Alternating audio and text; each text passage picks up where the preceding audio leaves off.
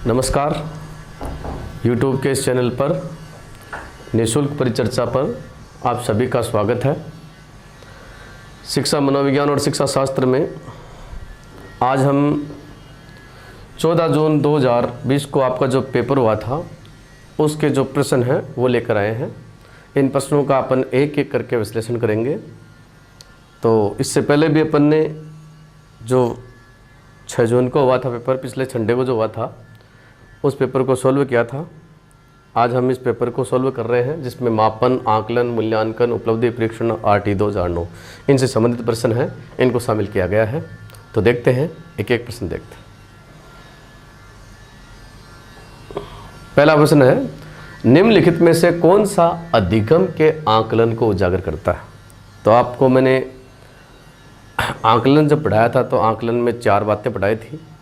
उसमें अधिगम का आकलन, अधिगम के लिए आकलन, अधिगम में आकलन, इस प्रकार से अलग अलग कंसेप्ट 4 बताई थी। उनमें से एक कंसेप्ट है अधिगम का आकलन।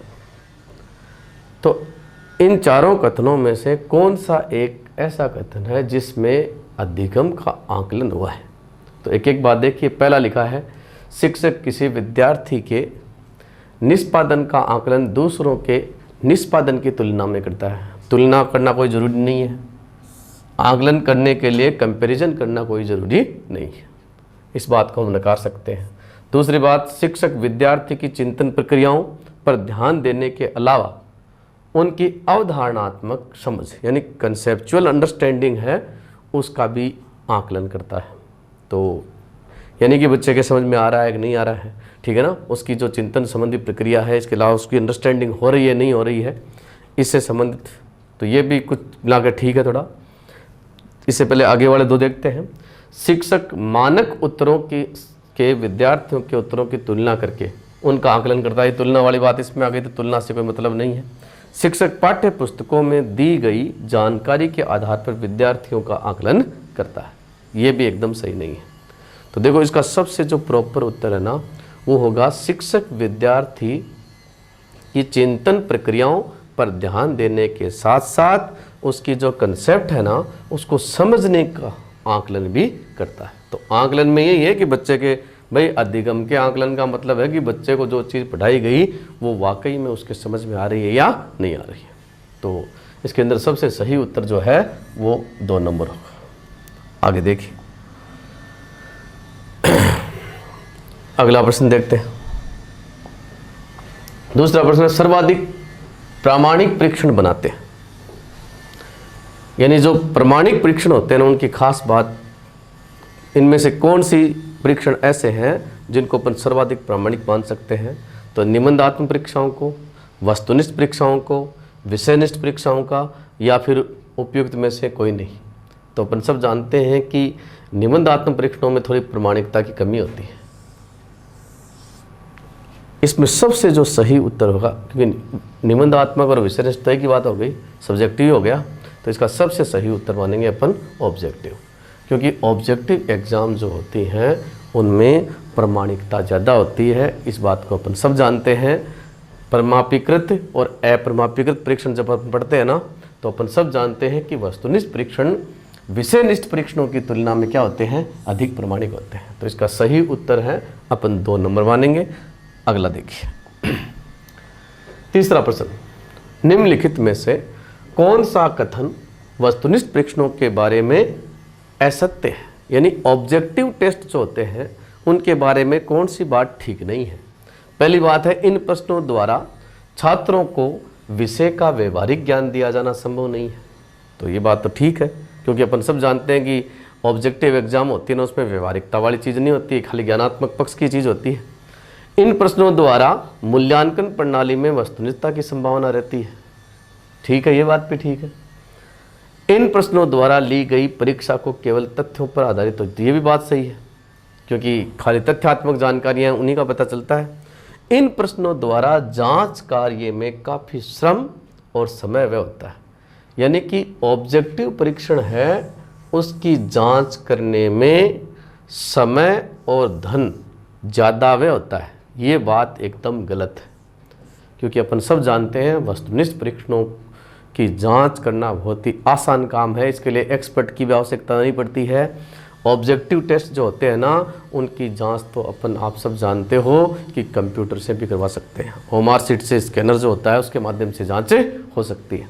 तो इसलिए ये जो बात है गलत है, क्योंकि ये बात किस पर लागू होती है? निबंधात्मक परीक्षाओं पर लागू होती है। निबंधात्मक परीक्षाओं में प्रश्न पत्र बनाना तो क्या होता है? आसान होता है, लेकिन जांच कार्य सरल होता है। और ऑब्जेक्टिव में उल्टा होता है, इसमें प्रश्न पत्र बनाना तो बहुत कठिन होता है, लेकिन मूल्यांकन का काम होता है ना, वो समय और श्रम की दृष्टि से ज़्यादा सस्ता और सुलभ होता है। तो 4 नंबर उत्तर जो है इसके अंदर एकदम सही माने जाएंगे। और ये जो तीनों बातें हैं ये सत्य है इसके बारे में, और ये बात असत्य है, क्योंकि ये बात जो थी ना वो वस्तुनिष्ठ पर लागू नहीं होकर किस पर होगी? निबंधात्मक पर। आगे देखिए, अगला प्रश्न है, साक्षात्कार में साक्षात्कारकर्ता किसी अपरिचित व्यक्ति के आंतरिक जीवन में प्रवेश करता है, ये बात किसने कही? तो ये आप सब जानते हो, इसका सही जवाब कथन है टी.एस. यंग। टी.एस. यंग जो है इन्होंने ये कथन कहा है। साक्षात्कार में इंटरव्यू में आप सब जानते हो गुणात्मक मापन मूल्यांकन करने की एक विधि है। तो गुणात्मक प्रविधियों के अंदर साक्षात्कार एक महत्वपूर्ण विधि है जिसमें व्यक्तित्व परीक्षण किया जाता है।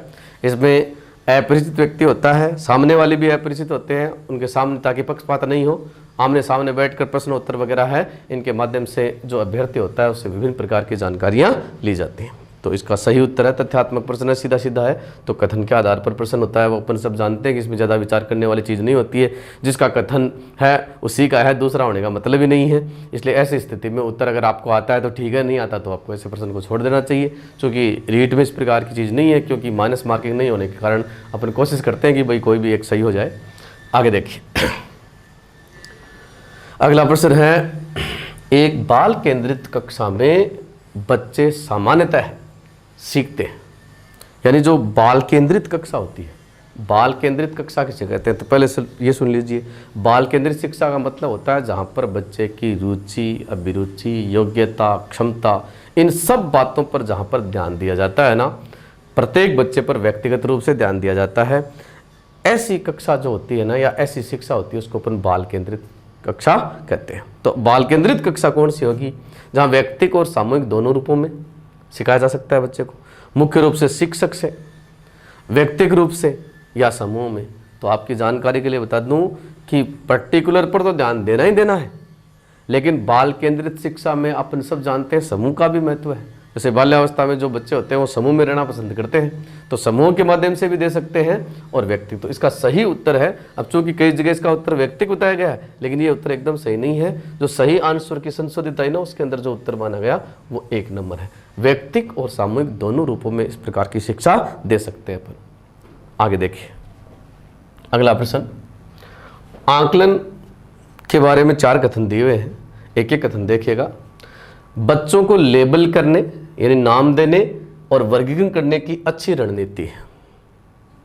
दूसरी बात देखिए, बच्चे में प्रतियोगितात्मक भावना को सक्रिय रूप से बढ़ाओ, यानी कंपटीशन की भावना पैदा करना होता है।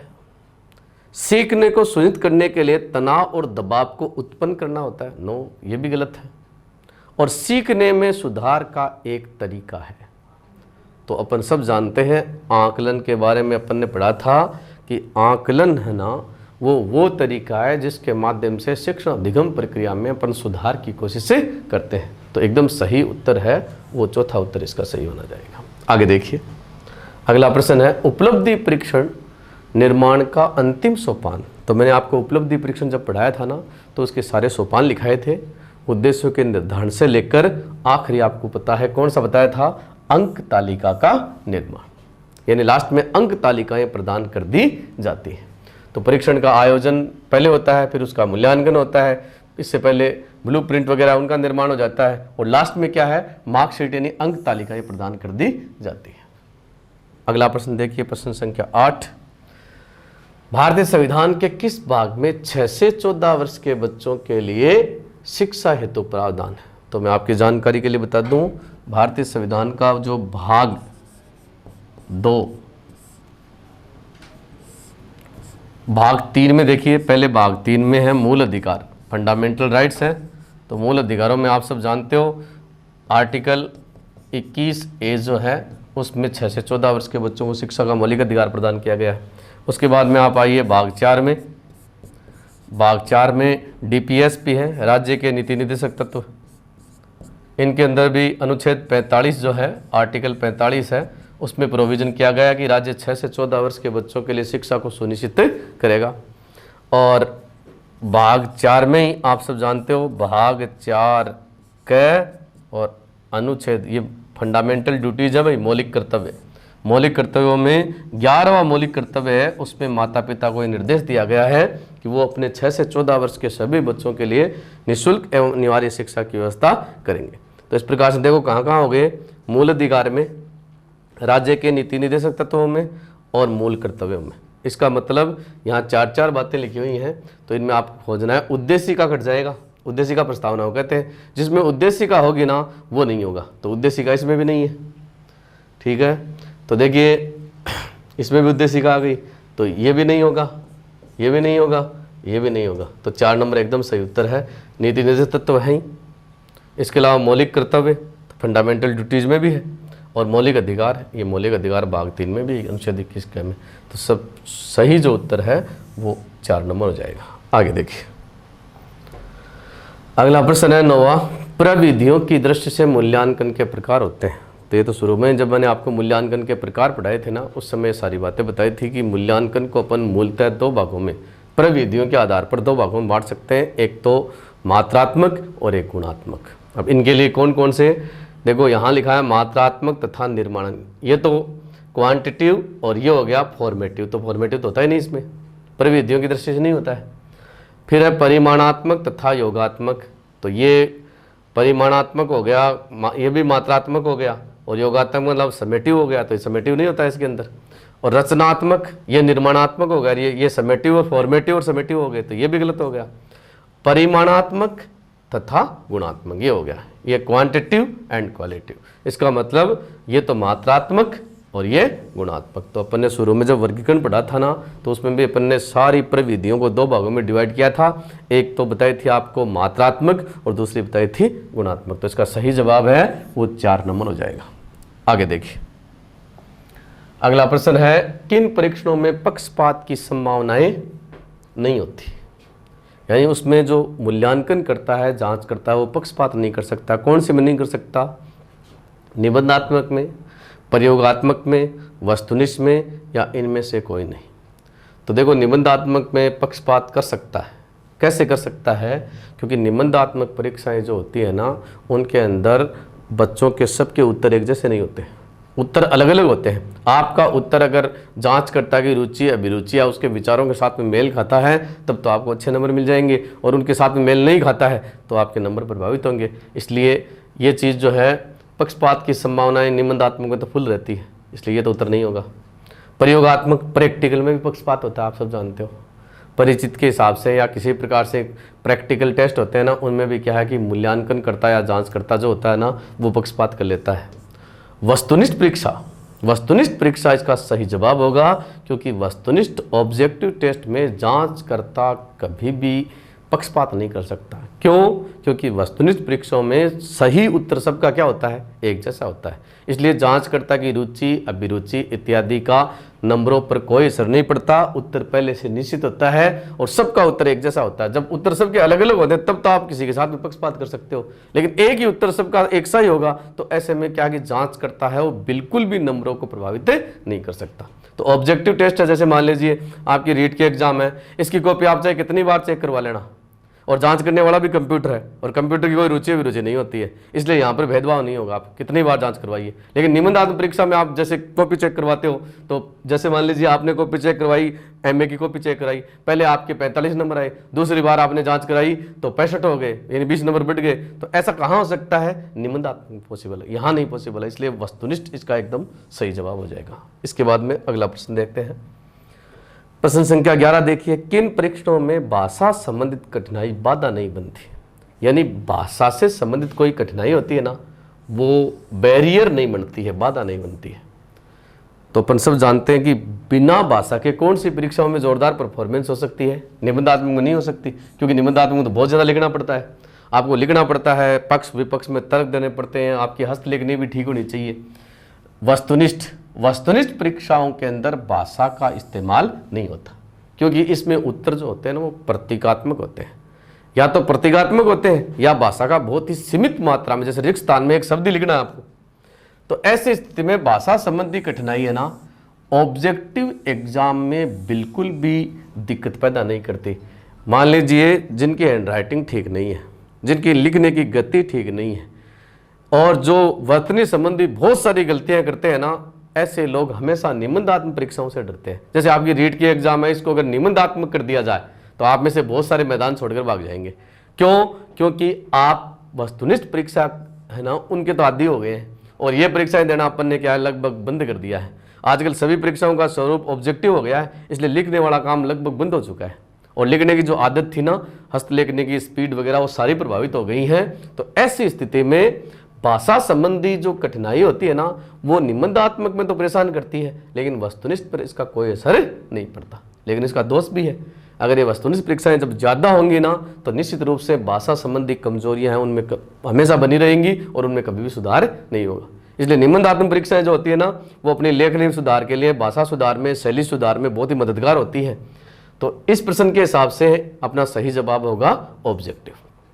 इसके बाद में आगे देखिए, अगला प्रश्न है निःशुल्क एवं अनिवार्य शिक्षा का अधिकार 2009 यानी RT 2009 में अनिवार्य शब्द का अर्थ क्या है? तो देखो, अनिवार्य शब्द का निःशुल्क और अनिवार्य, निःशुल्क का मतलब तो है कि पहले से 8वीं तक के जो बच्चे हैं ना, उनको फ्री में प्रारंभिक शिक्षा मिले, और अनिवार्य का मतलब ये होता है कि इन सब बच्चों को प्रवेश मिले स्कूल में, ठीक है ना, और ये अपनी प्रारंभिक शिक्षा है वो सबके सब पूरी कर सके, यानी कंपलसरी है उनके लिए। तो कंपलसरी शब्द का यहाँ पर सबसे सही सटीक अर्थ क्या होगा? तो देखो, पहला लिखा है केंद्र सरकार दाखिले, उपस्थिति और प्रारंभिक शिक्षा की पूर्णता को सुनिश्चित करेगी। तो खाली केंद्र सरकार लिखा है इसमें, जबकि अपन सब जानते हैं केंद्र सरकार का दायित्व तो नहीं है। केंद्र सरकार, राज्य सरकार, स्थानीय प्राधिकारी, माता पिता, सबका दायित्व है ये। दूसरी बात, उचित सरकारें यानी समुचित सरकारें दाखिले यानी प्रवेश, उपस्थिति और प्रारंभिक शिक्षा की पूर्णता को सुनिश्चित करेंगी। ये एकदम सही बात है, यहाँ पर यह बात पूरी सही नहीं है। तीसरी बात, दंडात्मक कार्य से बचने के लिए अपने बच्चों को विद्यालय भेजने के लिए अभिभावकों पर अनिवार्य रूप से जोर डाला गया, ये गलत बात है, ये नहीं है, इस प्रकार का कोई प्रोविजन नहीं है। अनिवार्य शिक्षा सतत परीक्षण के माध्यम से प्रदान की जाएगी। हाँ, शिक्षा तो दी जाएगी, लेकिन सतत परीक्षण के, यानी लगातार, यानी कंटिन्यूस जो टेस्ट हैं उनके माध्यम से। तो ये भी एकदम सही बात नहीं है। तो देखो, इस प्रकार इसमें जो सही जवाब है ना, वो उचित सरकारें दाखिल यानी प्रवेश, उपस्थिति बच्चे, उपस्थिति, प्रारंभिक शिक्षा की पूर्णता, ये सारी बातें इसके अंदर शामिल है। हर बच्चा जो पहली क्लास में एडमिशन ले वो 8वीं क्लास तक पूरी शिक्षा प्राप्त करे। तो इसका कई जगह उत्तर 4 भी दे रखा है, लेकिन इसका सही उत्तर है वो 2 नंबर होगा। इसके बाद में आगे देखिए, अगला प्रश्न 13 है RT 2009 का विस्तृत नाम है। तो ये प्रश्न भी CTET में भी आया हुआ है, और आपने RTET हुई थी उसमें भी आया था। Right of the children to compulsory and free education act. अब एक तो अंतर यही है मुख्य रूप से कि कंपल्सरी पहले आएगा या फ्री पहले आएगा, ये चीज़ देखनी है। दूसरी बात देखिए, right of the children for, इसमें टू आया है, अपन इसको RT बोलते हैं, RT बोलते हैं, राइट टू एजुकेशन है, तो टू तो आएगा, फोर तो मतलब ही नहीं है, फोर आ गया, इसका मतलब ये गलत है। फिर आगे देखिए, right to the children free and compulsory education act 2009, right to the, right to तो आता है यहां पर, और यहां आता है ऑफ, क्योंकि अधिकार है किसका है? शिक्षा का है, तो सही नाम आएगा राइट ऑफ द चिल्ड्रन। फिर आएगा टू, फ्री पहले आता है और कंपल्सरी बाद में आता है, तो free and compulsory education act 2009 एकदम सही जवाब हो जाएगा 4 नंबर।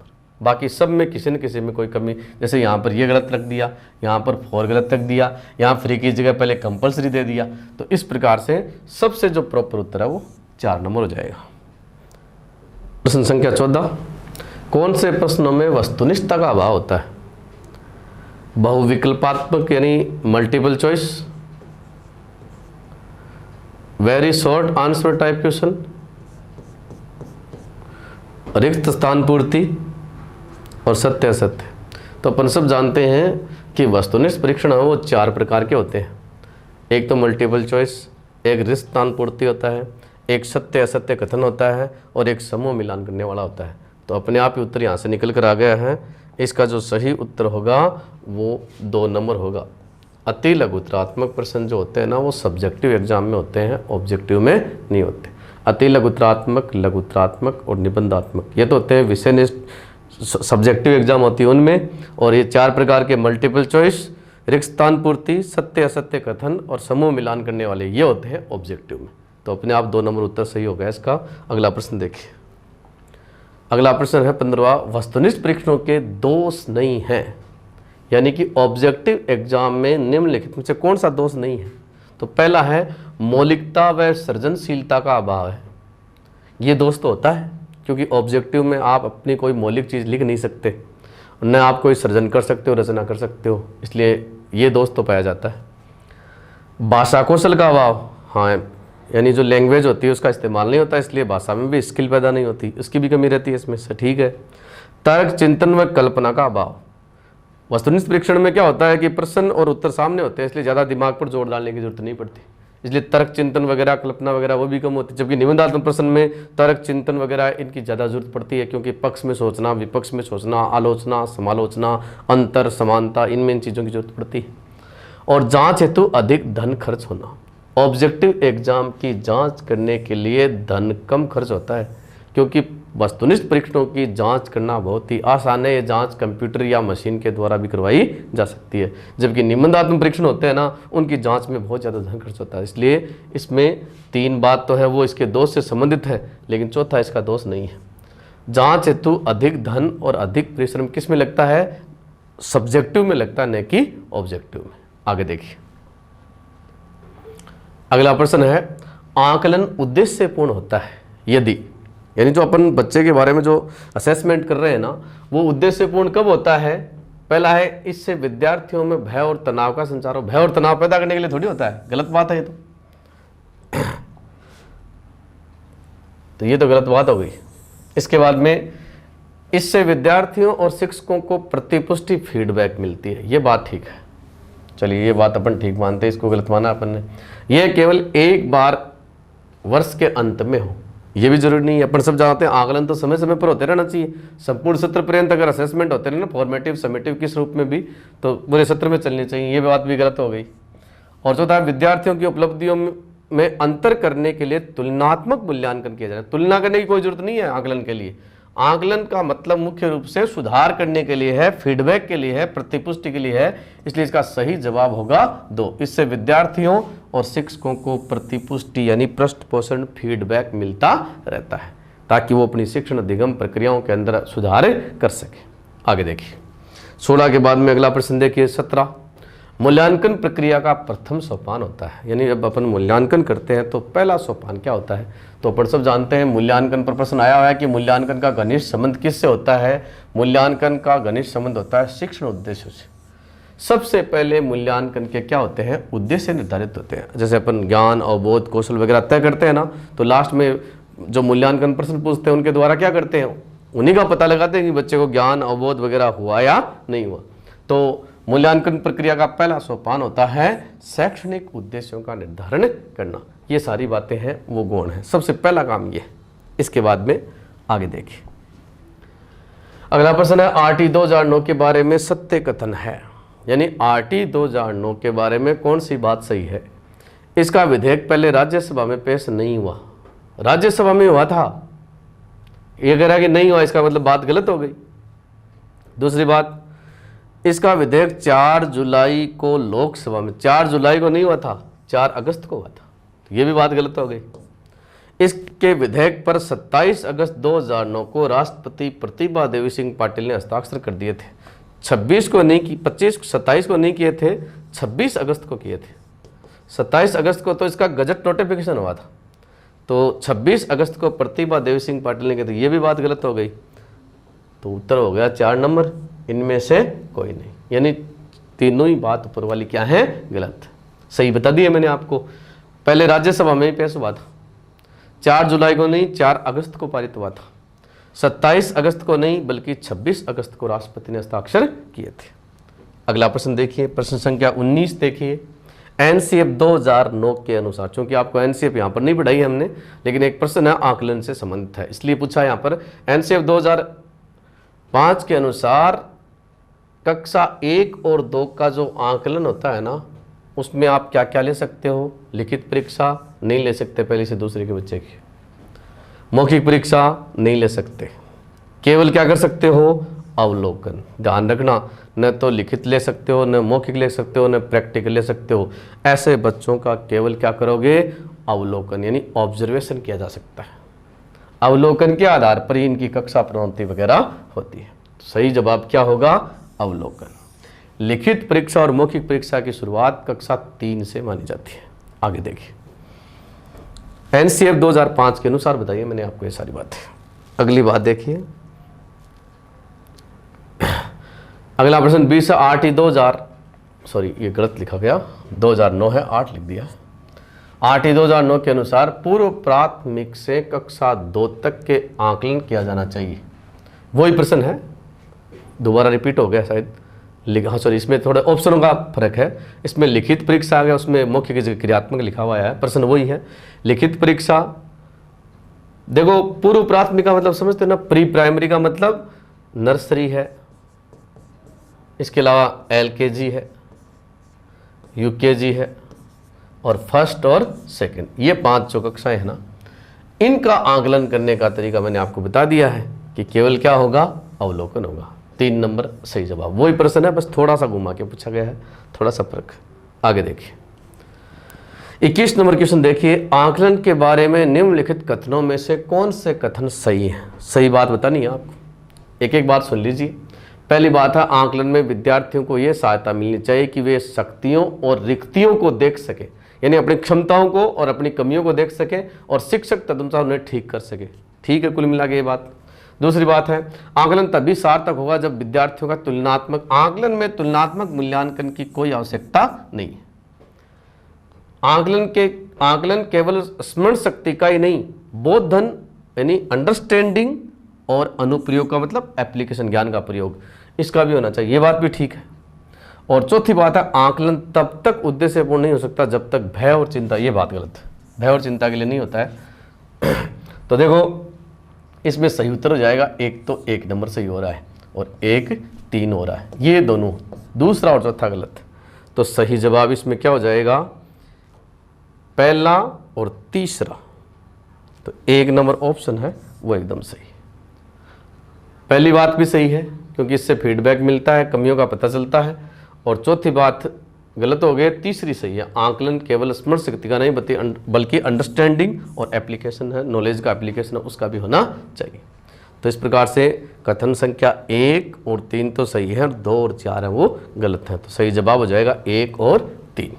आगे देखिए, अगला 22 नंबर प्रश्न है, उपलब्धि परीक्षण की उपयोगिता है, यानी अचीवमेंट टेस्ट जो अपन ने पढ़ा था उसकी उपयोगिता मैंने आपको बताई थी, बहुत सारी उपयोगिताएं थी।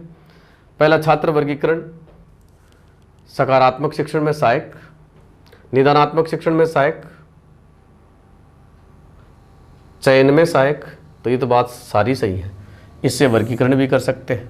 यहाँ सकारात्मक की बजाय अपन देखें तो उपचारात्मक शिक्षण जो है ना वो ज़्यादा प्रॉपर वर्ड है, उपचारात्मक शिक्षण। उपचारात्मक शिक्षण में भी काम में आता है, निदानात्मक शिक्षण में भी सहायक होता है, और चयन में, सिलेक्शन करने में सहायक होता है। तो इसका सही जवाब हो जाएगा उपयुक्त सभी, यानी चयन है, वर्गीकरण है। मैंने आपको 8-10 बातें लिखाई थी कि उपलब्धि परीक्षण की उपयोगिता है। आजकल विभिन्न प्रकार के शिक्षण प्रशिक्षण पाठ्यक्रमों में, सरकारी सेवाओं में, सिविल सेवाओं में सिलेक्शन के लिए, चयन के लिए, बच्चों को अलग अलग वर्गों में डिवाइड करने के लिए, इसके अलावा कोई कमी रह गई तो उसके लिए रिमीडियल टीचिंग वगैरह है, डायग्नोस्टिक टेस्ट के रूप में उपलब्धि परीक्षण का इस्तेमाल किया जाता है। तो आजकल ये सभी रूपों में काम में आ रहा है। 22 के बाद में अगला देखिएगा, 23 नंबर, कक्षा 6 में अध्ययनरत एक विद्यार्थी को 2 किलोमीटर के दायरे में विद्यालय उपलब्ध नहीं है, तो सरकार का दायित्व है कि उसे ट्रांसपोर्ट भत्ता देगी। तो आपको मैं जानकारी के लिए बता दूं कि आरटी की धारा जो 6 है उसमें निश्चित, देखो धारा 6 जो है ना उसके अंदर निश्चित दूरी पर 1 से 5वीं तक के बच्चे को तो 1 किलोमीटर के दायरे में, 1 किलोमीटर के दायरे में, अगर विद्यालय 1 किलोमीटर के दायरे में उपलब्ध नहीं है तो उसको प्रति उपस्थिति दिवस 10 रुपये ट्रांसपोर्ट वाउचर बता दिया जाएगा। और बच्चा अगर 6ठी से लेकर 8वीं तक का है और विद्यालय उसको 2 किलोमीटर की दूरी के अंदर उपलब्ध नहीं है तो उसको 15 रुपये प्रति दिन, नहीं प्रति उपस्थिति दिवस, जिस दिन वो स्कूल आता है ना उस दिन के हिसाब से उसको दिया जाएगा। तो सही उत्तर क्या हो जाएगा? 6ठी का पूछ रहा है ना, कक्षा 6 की बात हो रही है, तो 6 वाला किस में आएगा? 2 किलोमीटर के दायरे में है। कितने रुपए देंगे? 15 रुपये प्रति उपस्थिति दिवस, 15 रुपये प्रतिदिन नहीं, गलत है क्योंकि संडे को नहीं देंगे अपन। प्रति कार्य दिवस नहीं, वर्किंग डे हो सकता है स्कूल के अंदर, अगर वर्किंग डे स्कूल में है, बच्चे नहीं आते हैं मान लीजिए, ऐसी कंडीशन में भी नहीं दिया जाएगा। अगर वो आता है, प्रेजेंट होता है ना स्कूल में उस दिन के, तो 2 नंबर इसका एकदम सही जवाब है। 23 के बाद में अगला प्रश्न देखिए, 24 नंबर प्रश्न, अवलोकन में वाणी और कानों की बजाय आंखों का अधिक प्रयोग किया जाता है। ये बात तो सही है क्योंकि ऑब्जर्वेशन का काम है, वो देखने का होता है मुख्य रूप से, बच्चे क्या मूवमेंट कर रहा है उसकी एक एक एक्टिविटी को आंखों से प्रत्यक्ष रूप से देखा जाता है। तो ये बात किसने कही? ये बात कही C.A. मोजर ने। सीधा सीधा कथन है, तो कथन में अपन सब जानते हैं कि अपन कोई परिवर्तन नहीं कर सकते, कथन तो फिक्स होता है।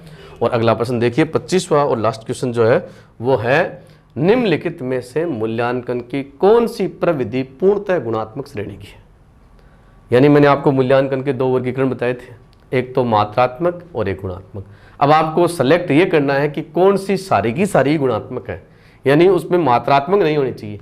तो अवलोकन गुणात्मक है, संचय आलेख गुणात्मक है, रुचि सूची गुणात्मक है, लेकिन उपलब्धि परीक्षण है ना, ये मात्रात्मक है, इसलिए ये उत्तर नहीं होगा। पहला कट गया। दूसरा, अवलोकन ठीक है, संचय आलेख ठीक है, अभिरुचि परीक्षण आ गया। रुचि अभिरुचि दोनों गुणात्मक में आते हैं, लेकिन उपलब्धि परीक्षण को काट दीजिए। अवलोकन, संचय आलेख, अभिरुचि परीक्षण, निर्धारण रेटिंग स्केल, ये ठीक है। इसमें सारे के सारे क्या हैं? गुणात्मक है। और लास्ट है अवलोकन, रुचि परीक्षण, बुद्धि परीक्षण, लेकिन मौखिक परीक्षण है ना, वो मात्रात्मक गुणात्मक नहीं। इसलिए सही जवाब क्या होगा?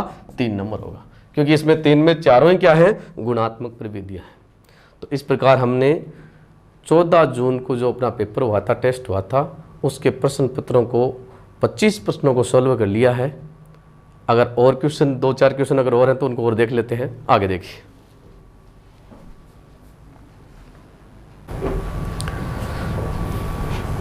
तो प्रश्न संख्या 25 के बाद में अगला प्रश्न देखिए, प्रश्न संख्या 26, किसने त्रिपदीय पाठ योजना के अलग अलग उपागम हैं, जिसमें हर्बर्ट की पंचपदी भी है, डॉक्टर दवे की त्रिपदी है, और इसके अलावा B.S. ब्लूम जो है, चूँकि दवे का नाम इसमें नहीं है, B.S. ब्लूम जो है उन्होंने त्रिपदी प्रणाली है उसका प्रतिपादन किया है।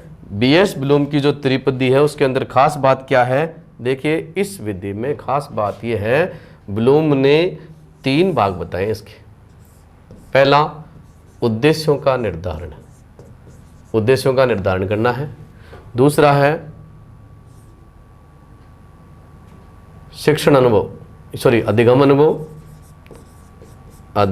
अनुभव, और इसका जो तीसरा पद बताया है वो है मूल्यांकन। यानी पहले उद्देश्यों का निर्धारण करो, उसके बाद में प्रेजेंटेशन और अधिगम अनुभव दो बच्चे को, और लास्ट में उसका मूल्यांकन करो। तो B.S. ब्लूम जो है इसका एकदम सही जवाब होगा, क्योंकि त्रिपदीय पाठ योजना है वो B.S. ब्लूम ने दी है। इसके बाद में अगली बात देखो,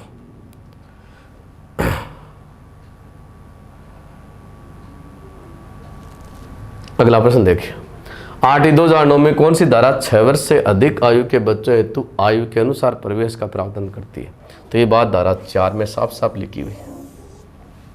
3 तो आप सब जानते हो अधिकार से संबंधित है, धारा 5, 6 है, 6 निश्चित दूरी के बारे में है। धारा 4 क्या कहती है? ये कहती है कि अगर कोई बच्चा जिसकी उम्र मान लीजिए 6 वर्ष है उससे अधिक है और वो विद्यालय में प्रवेशित नहीं है, उसका नामांकन नहीं है ना, तो ऐसी कंडीशन में अगर मान लीजिए 6 से बड़ा है, यानी मान लीजिए 8 साल का है, तो छात्र 8 उसका एडमिशन पहली क्लास में नहीं बल्कि दूसरी क्लास में होगा। ऐसे एज के हिसाब से 6 साल का है तो पहली में, 7 साल का है तो दूसरी में, 8 साल का है तो तीसरी में डायरेक्ट एडमिशन होगा। पीछे की क्लास है उसको उपचारात्मक शिक्षण के माध्यम से पूरी करवाई जाएंगी, बाकी उसका एडमिशन है उम्र के हिसाब से किया जाएगा। इसके पीछे मुख्य रूप से जो लॉजिक है वो ये है कि ये जो निःशुल्क और अनिवार्य शिक्षा का अधिकार है ना, वो 6 से लेकर 14 वर्ष की उम्र तक ही है। तो 14 वर्ष की उम्र पूरी होते ही ये समाप्त हो जाता है। इसलिए बच्चे का जो एडमिशन, मान लीजिए अपन ने किसी बच्चे का एडमिशन अगर 6ठी क्लास में करवाया है और वो 14 वर्ष का पहले ही हो गया, तो इसके बाद में उसका शिक्षा का अधिकार समाप्त हो जाता है। उम्र के हिसाब से होने के कारण अपन उसको क्या करते हैं कि आयु के अनुसार एडमिशन देते हैं। इस प्रकार का प्रोविजन इसमें किया गया है। आगे देखिए, 8/2009 में 6 से 14 वर्ष के बच्चों की शिक्षा हेतु किन का दायित्व तय नहीं है, यानी किस किस की गारंटी यानी लाइबिलिटी वो तय नहीं की गई है। तो केंद्र सरकार की और राज्य सरकारों की गई है, दोनों की है। अर्ध सरकारी निकाय यानी आधे गवर्नमेंट के आधे प्राइवेट, इनकी कोई इस प्रकार की चीज़ नहीं है। माता पिता एवं अभिभावक इनका किया गया है। स्थानीय, ये थोड़ा सा अशुद्ध लिखा गया है, स्थानीय प्राधिकरण। स्थानीय प्राधिकरण जो होते हैं ना, पंचायत राज नगरीय निकाय वगैरह होते हैं, वो भी इसमें शामिल है। तो सेंट्रल गवर्नमेंट है, स्टेट गवर्नमेंट है, इसके अलावा माता पिता यानी गार्जियंस हैं और लोकल गवर्नमेंट है, इन सब की लाइबिलिटी तय की गई है। अर्ध सरकारी निकाय है, उनकी नहीं की गई। तो 2 नंबर उत्तर सही हो जाएगा इसके अंदर। आगे देखिए, अगला प्रश्न है 29। कौन सी प्रविधियों में से एक असंगत है, यानी 3 तो एक जैसी है और एक अलग है। मौखिक परीक्षण, ठीक है। लिखित परीक्षण, दोनों यानी मात्रात्मक हो गए। प्रायोगिक परीक्षण, ये भी मात्रात्मक हो गया। बुद्धि परीक्षण, ये गुणात्मक हो गया।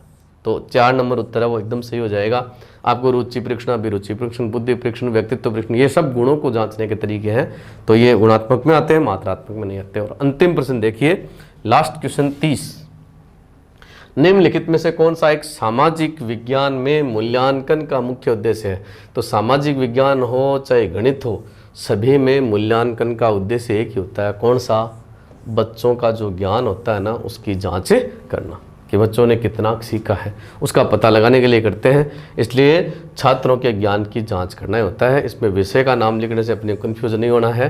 कई यहाँ पर सामाजिक विकास कर देते हैं, तो सामाजिक विकास तो वो तो सोशल स्टडी का मेन लक्ष्य है ही है, लेकिन अपन यहाँ पढ़ाने का यानी मूल्यांकन का मुख्य उद्देश्य, किसी भी विषय में मूल्यांकन का मुख्य उद्देश्य उस विषय का दिया गया जो बच्चों को ज्ञान है ना, उस ज्ञान की जांच करना होता है। इसलिए 1 नंबर उत्तर है वो एकदम सही होगा।